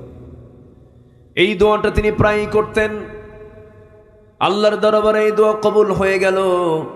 নামাজের গুরুত্বটাকে একটু বোঝানোর জন্য আমি ছোট্ট একটা ইতিহাস মনে পড়লো আমার। ওমর ফারুক রাদিয়াল্লাহু তাআলা আনহু প্রায় এই দোয়াটা করতেন আল্লাহর দরবারে। সেই দোয়া কবুল হয়ে গেছে। কোন এক ফজরের সময় তিনি বাড়ি থেকে বের হলেন, মসজিদে নববীর ভিতরে ঢুকলেন, নামাজ পড়াবেন তিনি। শাসকরা মূলত তাদের দায়িত্ব হচ্ছে নামাজ পড়ানো। যিনি শাসক হবেন তিনি নামাজের ইমামও হবেন। ইমামের মুসাল্লায় তিনি দাঁড়ায় গেছেন। প্রথম রাকাত নামাজ পড়েছেন, দ্বিতীয় রাকাতে রুকু করতে নিয়া এমন সময় দেখা গেল তার ডান পাশে থেকে একজন জালিম এসে তার পেটের মধ্যে চাকু ঢুকায়া দিয়েছে। বিষাক্ত চাকু ঢুকায়া যখন দিল, নামাজটা তিনি ছেড়ে দিলেন। বুঝে ওঠার আগেই আবার তাকে শক্ত করে ধরে তল পেটে 2টা চাকু আবার ঢুকায়া দিল। ভড়ি বের হয়ে গেছে। নামাজ পড়বেন কেমনে? সেন্সলেস হয়ে নামাজের মধ্যেই তিনি অজ্ঞান হয়ে পড়ে গেলেন। 2-3 ঘন্টা চলে গেল। সকল মুসল্লি ওই জালিমকে ধরে ফেলেছে, খুনিকে ধরে ফেলেছে। কয়েক ঘন্টা পর তার সেন্সটা ফিরে গেছে। ফিরে আসার সঙ্গে সঙ্গে তিনি দেখতে পাচ্ছেন তার কলেজার টুকরা নিজের সন্তানটা আব্দুল্লাহ ইবনে ওমর, তিনি ডুকরে ডুকরে কাঁদতেছেন। ওমর ফারুক বলছেন, সন্তান রে তুমি কাঁদো কেন?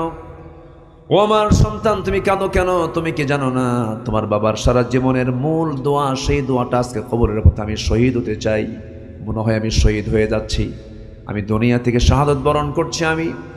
কারণ আমাকে যে আঘাত করেছে সে কোনো মুসলিম নয়, মুসলিম পরিবারের কেউ নয়, সে একজন মাজুসি, অগ্নিপূজক আবু লুলু মাজুসি। সে আমাকে আঘাত করেছে, আমি শহীদ হয়ে যাব। আব্দুল্লাহ ইবনে ওমর আমার জন্য দোয়া করুন, আমি যেন সহি সালামতে যেন ইমানি হালাত নিয়ে যেন দুনিয়া থেকে বিদায় হয়ে যাই। ওরে আব্দুল্লাহ, তুমি আমার জন্য কিছু পানি আনো।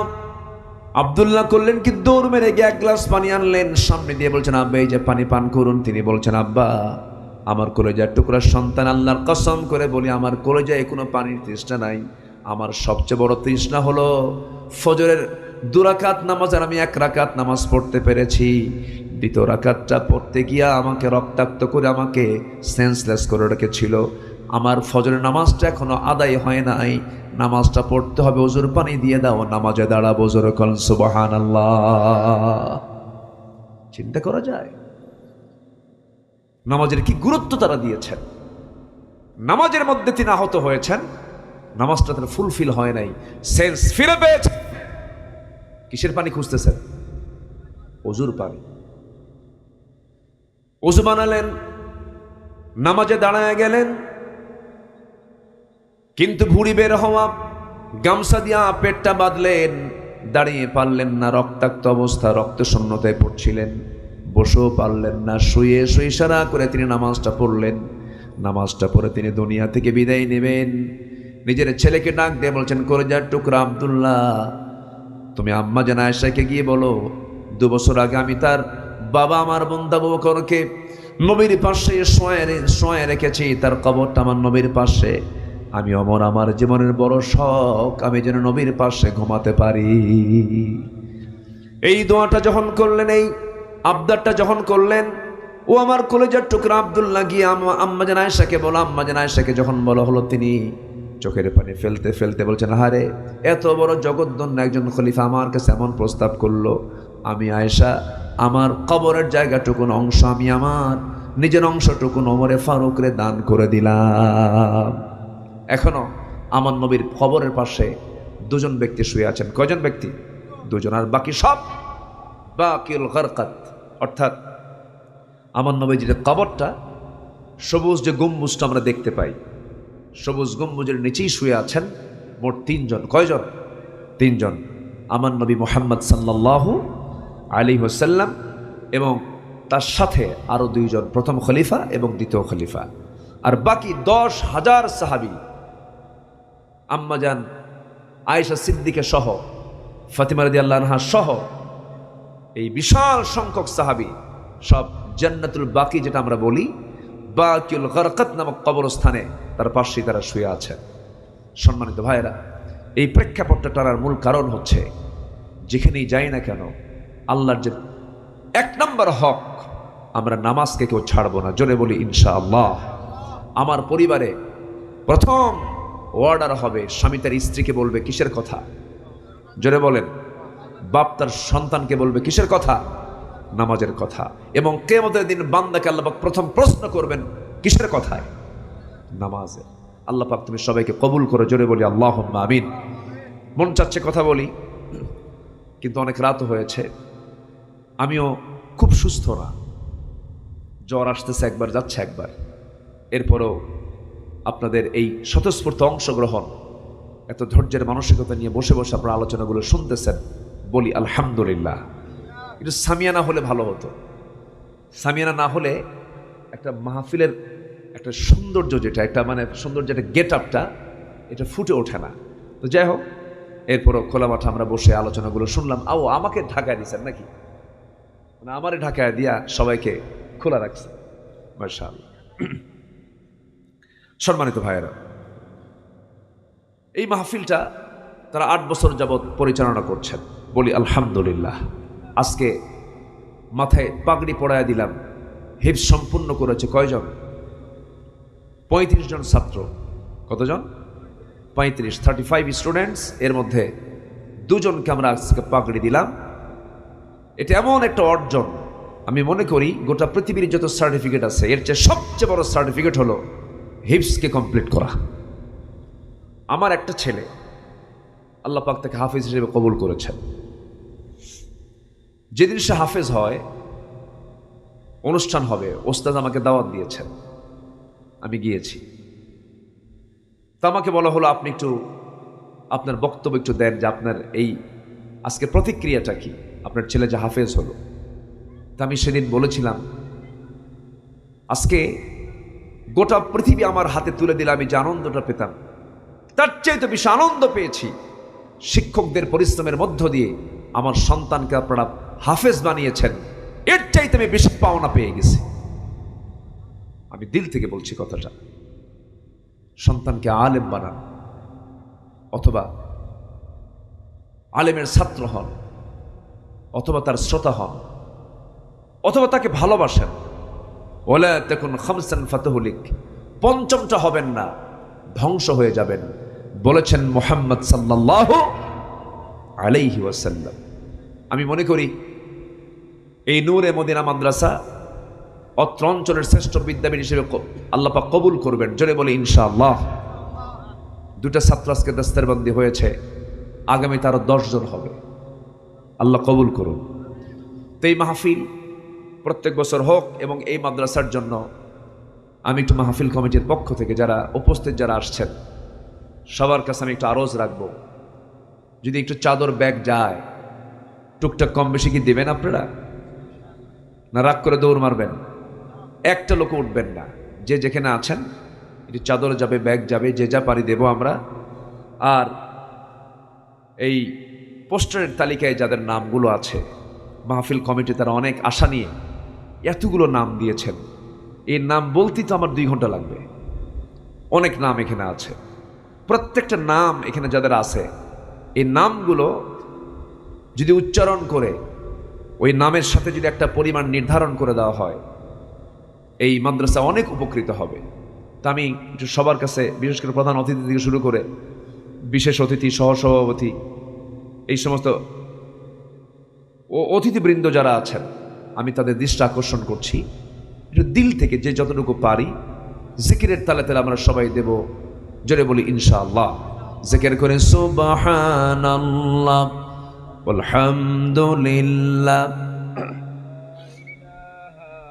চাদর দিয়ে দাও।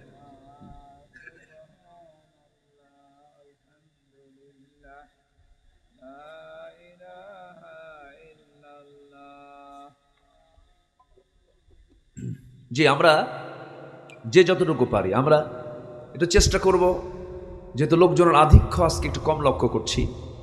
মাহফিল ছিল নির্দিষ্ট দিন, এটাকে আমরা ব্রেক করে আবার নতুন করে মাহফিলটাকে সাজানো হয়েছে।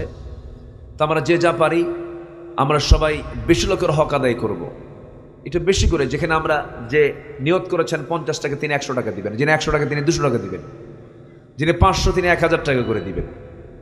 এরকম করে একটু আমরা আন্তরিকতা নিয়ে যে যা পারি যতটুকু পারি আমরা দেওয়ার চেষ্টা করব ইনশাআল্লাহ। জিকির করেন সুবহানাল্লাহ আলহামদুলিল্লাহ।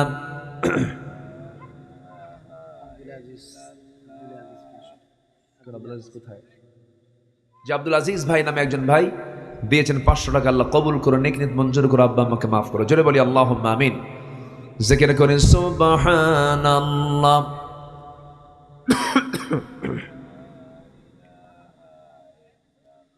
নামে নিয়ে যাবে, বড় ভাইকে জাহান্নামে নিয়ে যাবে শুধুমাত্র পর্দাহীনতার কারণে। সহ সভাপতি জনাব আবু নাসের আলী নয়ন তিনি দিয়েছেন নগদ 5000 টাকা, আল্লাহ কবুল করো, নেক নিয়ত মঞ্জুর করো, আব্বা আম্মাকে মাফ করো। জোরে বলি আল্লাহুম্মা আমিন।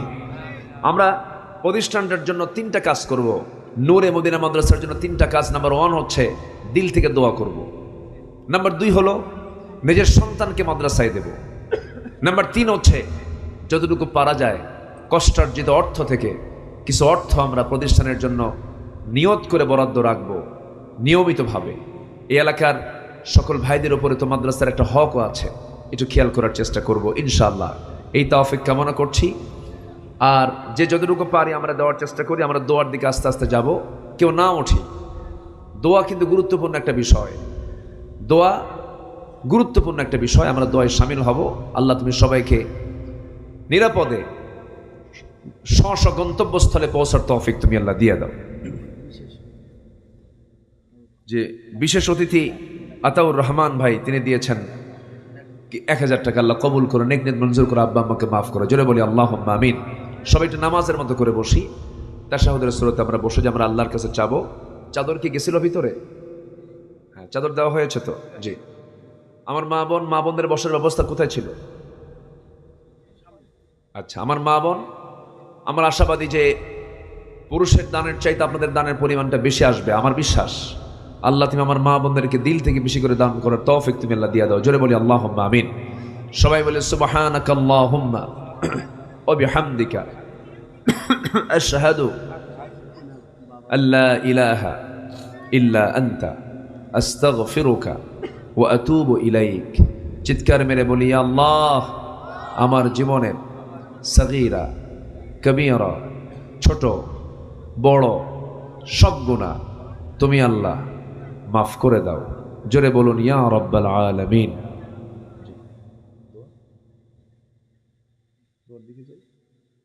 আসুন আমরা আল্লাহর কাছে চাবো, আল্লাহর কাছে প্রার্থনা করব। আল্লাহুম্মা আমিন।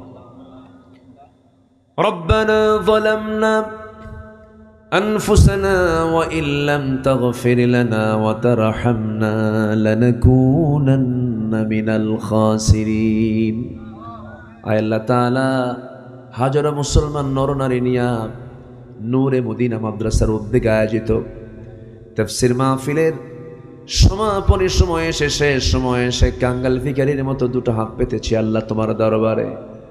তোমার কালাম থেকে একজন পরহেজগার বান্দার জীবনের রূপরেখা কেমন হতে পারে, তার চরিত্র কেমন হওয়া দরকার, এই চরিত্রকে চিত্রায়িত করার জন্য কিছু কথা বলার চেষ্টা করেছি। সে শান্তে সে কাঙ্গাল ভিখারির মতো দুটো হাত পেতেছি আল্লাহ। গুনার দিকে নজর দিও না, বান্দা মনে করে তামাম জীবনের সমস্ত গুনাহগুলোকে মাফ করে দাও। জনম দুঃখিনী মা, জনম দুঃখী বাপজান যারা দুনিয়া থেকে বিদায় নিলেন, জিন্দেগির গুনাহগুলো মাফ করো, কবরগুলোকে জান্নাতের টুকরা বানায়া দাও। আব্বা আম্মার জন্য কি দোয়া তাও শিখিয়ে দিয়েছ। রব্বিরহামহুমা কামা রব্বায়ানি সগীরা, রব্বিরহামহুমা কামা রব্বায়ানি সগীরা। বিশেষ করে মাহফিলটার আয়োজন করলেন যারা, শোনার জন্য কষ্ট করে আসলেন যারা, বিনিময়ে কিয়ামতের কঠিন ময়দান, যেদিন কেউ কাউকে চিনবে না, এমনকি মা সন্তানকে পর্যন্ত স্বীকার করে বসবে, সেই কঠিন মুসিবতের দিন এই মাহফিল সবার জন্য নাজাতের মাধ্যম তুমি আল্লাহ বানাইয়া দিও। আমার ডানে বামে সামনে পেছনে যত ভাই হাত তুলেছেন, আড়ালে যত মা বোন হাত তুলেছেন, যারা যা চাওয়া তুমি আল্লাহ পাওয়া করে দিও। দেলার ভাই তারা বাবার জন্য দোয়া চেয়েছেন, মেহেরবানি করে তার আব্বা আম্মা দুজনকে তুমি আল্লাহ দয়া করে মাফ করে দাও, রহমত দিয়ে ধন্য করে দাও। আল্লাহ তাআলা গোটা পৃথিবীর মুসলমানদের জন্য দোয়া করি, তোমার খাস রহমত নাজিল করো। জালিমদের জুলুম থেকে মুসলিম জনপদকে তুমি আল্লাহ হেফাজত করো। কোন দিন দুনিয়া থেকে বিদায় নেব জানি না, ডান হাতে আমলনামা না আসা পর্যন্ত মরণ দিও না। মাদ্রাসার সম্মানিত মুহতামিম মাওলানা আক্তার সাহেবকে তুমি আল্লাহ দয়া করে কবুল আর মঞ্জুর করে নাও, সকল খেদমতকে কবুল করে নাও। মালাকুল মউত কোন দিন আসবে জানি না, তবে যেদিন মরে যাব রে টান মেরে ঘর থেকে বের করে দেবে। জীবনের শেষ গোসলটা হয়ে যাবে, মরামুখ সব দেখে দেখে চলে যাবে, কবরে শোয়া দেবে, বাঁশ চাপা দেবে, মাটি চাপা দেবে রে, ওই যে বিদায় দিয়ে দেবে, আর কোনোদিন কেউ খোঁজ নিতে যাবে না রে। কবরে টেনে হেঁচড়ে নিয়ে যাবে রে, 24 ঘন্টা যাবে না, মাথার চুলগুলো খসে খসে পড়বে। 3 দিন যাবে না রে, চামড়াগুলো গলে গলে পোকার পেটের খাবার হয়ে যাবে। মাত্র 7টা দিন পেটের নারী ভরে সব চোখ মুখ কান নাক দিয়ে বের হওয়া শুরু হয়ে যাবে, কিম্ভূত কিমাকার চেহারা হয়ে যাবে রে। মাত্র 3টা মাস কবর খনন করে যদি দেখা হয়, কয়েকটা হাড় ছাড়া আর কিচ্ছু খুঁজে পাওয়া যাবে না রে। সে অন্তিম সময়ে যখন চলে আসবে, জবানে জারি করে দিও কালো জয়ী কালেমা তাইয়্যিবা।